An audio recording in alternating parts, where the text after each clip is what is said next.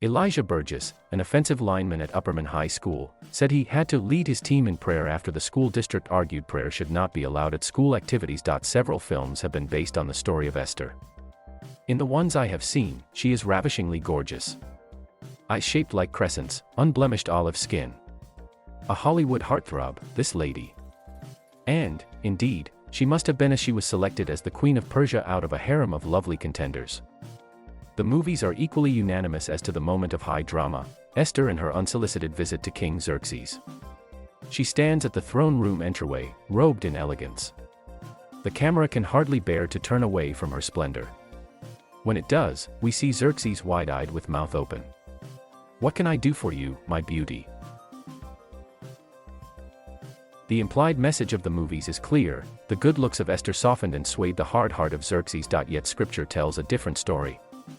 Yes, she appeared before the king. Yes, she did so at great risk. And, yes, Xerxes lowered his scepter and invited her to enter. But it wasn't her beauty that made the difference. Look at the text, and see if you agree. Then Esther sent this reply to Mordecai: "Go, gather together all the Jews who are in Susa, and fast for me. Do not eat or drink for 3 days, night or day. I and my attendants will fast as you do. When this is done, I will go to the king, even though it is against the law. And if I perish, I perish." Esther faced an immovable wall and the possibility of death for making the wrong move. She responded, not with a call to her hairstylist, but with a retreat into the prayer chamber. Rather than rush into the throne room of Xerxes, she humbled herself and stepped into the throne room of God. In the movie I Wish Someone Would Make, Esther crumbles into a heap, face first on the floor of her bedroom. Her nation is about to be led to slaughter. It's going to be a bloodbath, and she sleeps with the king who ordered it. Her handmaids see her fall to the ground and rush to her aid. She waves them away. "Just get word to Mordecai, I'll go to see the king. Even if it costs me my life. Tell everyone to pray." What if the only thing between you and a season of refreshing is prayer? This is a new Esther. Until this point she had relied on her good looks. Now she casts herself upon her God. She will soon stand before Xerxes. She will soon risk her life. She will seek the reversal of an irreversible law that has been sponsored by the most powerful man in the empire and endorsed with the king's own signet ring. She knows that God's intervention is their only hope. This is a prayer of desperation. 3 days. No food. No water. Fears took her sleep. Hunger gnawed at her gut. Dehydration dried her skin and hollowed her eyes. She prayed a prayer of tears. You may know what happened next.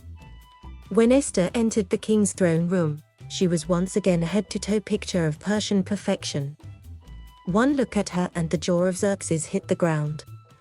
The scripture says, he was pleased with her and held out to her the gold scepter that was in his hand. But it wasn't her glamour that opened the throne room door. It was her prayers.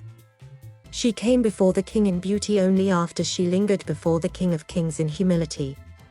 Aren't we called to do the same? Many years ago, when our family lived in Brazil, a new Christian came to one of our church leaders with a question.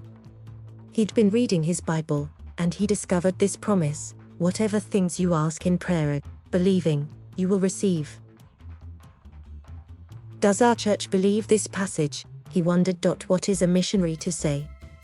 Yes, of course.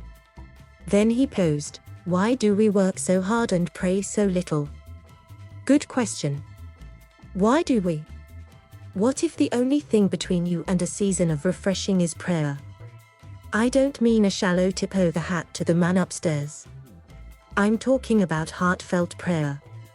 I can't think of a more simple or more important way that we can partner with God in the midst of our challenges. What is your version of Xerxes? Is your job in jeopardy? Is your loved one in hospice? Is your family under attack? Is your faith in tatters? Retreat into your prayer closet. The queen could enter the throne room of Xerxes because she had spent time in the throne room of God. The same is true in your story and mine. Once we've spoken to the King of Heaven, we are ready to face any king on earth. Max Lucado is a San Antonio pastor and best-selling author. His most recent book is You Were Made for This Moment, Courage for Today, Hope for Tomorrow. He is also the host of the Max Lucado Encouraging Word podcast. Visit his website at www.maxlucado.com or follow him on Twitter at maxlucado.